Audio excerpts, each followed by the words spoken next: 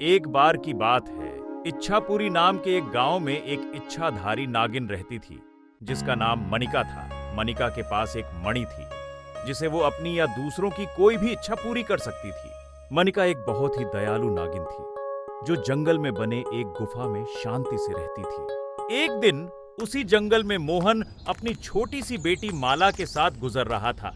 जंगल में चलते चलते दोनों थक गए थे। पिताजी, अब और नहीं चल सकती, क्यों ना हम थोड़ी देर आराम कर लें? चलो हम उस पेड़ के नीचे आराम करते हैं। दोनों इतने थके हुए थे कि देखते ही देखते दोनों की आंख लग गई। और तभी उस पेड़ में बंद एक बिल से एक सांप बाहर आया। जैसे ही उस सांप ने दोनों को पेड़ के नीचे देखा, वो गुस्सा हो गया। इनकी इतनी हिम्मत कि ये मेरे आराम करने की जगह में सोए हैं। इन्हें इसकी सजा जरूर मिलेगी। उसने माला को डस लिया। बचाओ! माला की चीख सुनते ही मोहन जाग गया और उसने सांप को वहां से जाते देखा और समझ गया कि माला को सांप ने काट लिया है। बचाओ! कोई मेरी मदद करो!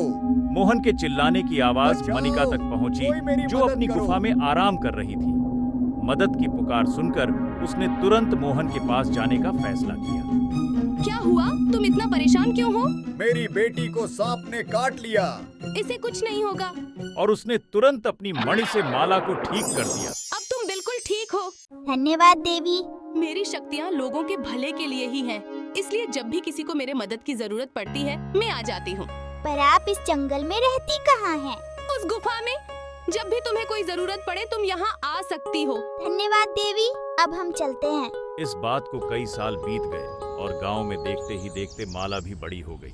और एक दिन उसकी माँ बहुत बीमार पड़ गई और इससे पहले कि उसका इलाज हो पाए, उसकी मृत्यु हो गई। माला ये देखकर दुखी हो गई और अपनी माँ के शरीर को लेकर मोहन के साथ मनिका के पास गई। देवी, मेरी माँ की मृत्यु हो गई है, कृपया अपनी शक्ति से इन्हें फिर से जिंदा कर दे। बेटी, मेरी शक्तियाँ भी सीमित है।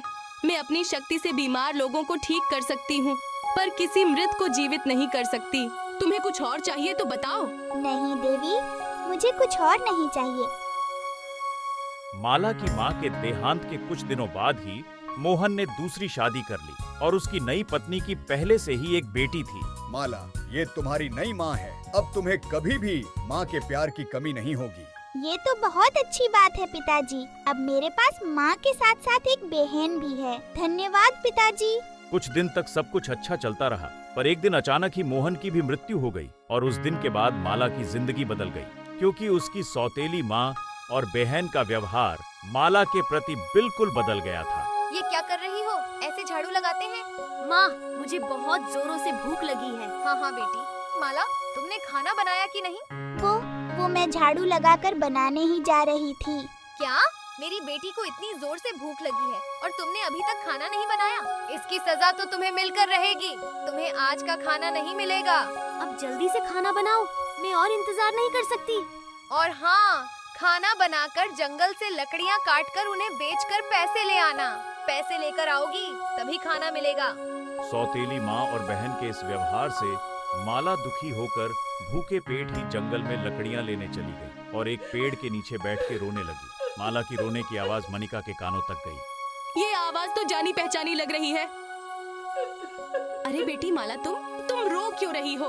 मेरे माँ और पिताजी का देहांत हो गया है और उनके जाने के बाद मेरी सौतेली माँ और बहन मुझे बहुत परेशान करते हैं। ये तो बहुत दुख की बात है, पर तुम चिंता मत करो, मैं उन्हें सबक सिखा के रहूंगी। नहीं, आप उन्हें कुछ मत करना, चाहे वो मुझे कितने ही दुख दे। पर हैं तो वो मेरी माँ और बहन, उनके सिवा मेरा इस दुनिया में कोई नहीं। तुम सच में बहुत अच्छी हो माला, मैं तुम्हारी मदद करूंगी। मनिका ने अपने मणि की शक्ति से उसे एक थाली दी। ये लो माला, ये सोने के सिक्के तुम अपने माँ को दे देना।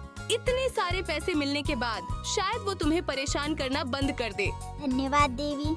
माला ने वो थाली घर जाकर अपनी सौतेली माँ को दिया। इतने सारे पैसे तुम्हारे पास अचानक से कैसे आ गए? बताओ मुझे। ये पैसे मुझे इच्छाधारी नाग देवी मनिका ने दिए हैं। क्या? इच्छाधारी नागिन? हमें भी उसके पास ले चलो। पर वो बस जरूरतमंद लोगों की मदद करती है। वो सब हम देख लेंगे, तुम तुम बस हमें वहाँ लेकर चलो, वरना अच्छा नहीं होगा। मजबूर होकर माला अपनी सौतेली माँ और गीता को मनिका के पास ले गई। उसके पास जाते ही गीता ने मनिका से ढेर सारा धन और संपत्ति मांगी। तुम लोग किसी भी कृपा के लायक नहीं हो। माला को इतना दुख देने के बावजूद तुम्हें लगता है मैं तुम्हें धन संपत्ति दूंगी? मैंने सोचा था कि पैसे पाने के बाद तुम माला से अच्छा व्यवहार करोगी, पर मैं गलत थी। अब चले जाओ यहाँ से। और हाँ, अब से माला मेरे साथ ही रहेगी, मेरी बेटी बनकर। मनिका के मना करने के बाद माला की सौतेली माँ और गीता गुस्सा होकर वापस आ गई और एक योजना बनाई। उस इच्छाधारी नागिन की इतनी हिम्मत कि हमें ना बोला। अब तो उसे सबक सिखाना ही होगा। हाँ, पर कैसे? सोचो माँ, उस नागिन के गुफा में कितना खजाना होगा। अगर हम किसी भी तरह उस नागिन को खत्म कर दें, तो उसका सारा खजाना हमारा हो जाएगा। बात तो ठीक है, पर उस नागिन के पास इतनी शक्तियाँ हैं, हम उसे खत्म करेंगे कैसे? रात को जब वो सो रही होगी, तब हम उस पर हमला करेंगे। हाँ, ये योजना सही है। अपनी योजना के अनुसार रात होते ही माला की सौतेली माँ और उसकी बेटी गीता एक तलवार लेकर गुफा में चली गई। गुफा के अंदर जाने पर उन्होंने देखा कि इच्छाधारी नागिन सो रही है, और जैसे ही गीता ने तलवार से उस पर वार करना चाहा, वहां अचानक से उजाला हो गया और सामने इच्छाधारी नागिन मनिका प्रकट हो गई। तुम यहाँ हो तो ये कौन है? ये माला है, और तुम लोगों ने ऐसी गिरी हुई हरकत की है जिसकी कोई माफी नहीं हो सकती। तुम्हें इसकी सजा जरूर मिलेगी। नहीं देवी, इन्हें कुछ मत करिए, ये मेरी माँ और बहन है। पर इन्होंने तुम्हें मारने की कोशिश की है और मैंने तुम्हें अपनी बेटी माना है, और मेरी बेटी को कोई हानि पहुंचाएगा तो मैं उससे उसका बदला जरूर लूंगी। ये मेरा प्रण है। हाँ, पर मैं इन्हें माफ करती हूँ। आखिर हैं तो ये मेरे अपने ही, और बदला लेने से किसी का फायदा नहीं होगा। माला इतनी अच्छी और दयालु थी कि उसने इतने दुख सहने के बाद भी अपनी सौतेली माँ और बहन को माफ कर दिया, और ये देखकर उन्हें अपनी गलती का एहसास हुआ। हमने तुम्हें बहुत दुख दिया, फिर भी तुमने हमें माफ कर दिया। माला ने तो तुम्हें माफ कर दिया, पर मैं तुम्हें माफ नहीं करूंगी। मैं बदला लेने का प्रण ले चुकी हूँ, इसलिए पूरा तो करना पड़ेगा। मैं तुम्हारा प्राण नहीं लूंगी, पर तुम्हें जितना भी धन मैंने दिया वो तुम्हारे घर जाते ही गायब हो जाएगा। यही तुम्हारी सजा है और मेरा बदला। जैसी आपकी आज्ञा देवी। माला बेटी, तुम हमारे साथ चलो, अब हम तुम्हें कोई दुख नहीं देंगे। नहीं, माला कहीं नहीं जाएगी, यही रहेगी मेरे पास। देवी, इन्हें अपनी गलती का एहसास हो गया है, मुझे इनके साथ जाने दीजिए। आखिर ये भी मेरी माँ है। ठीक है माला, पर याद रखना मैं भी तुम्हारी माँ ही हूँ।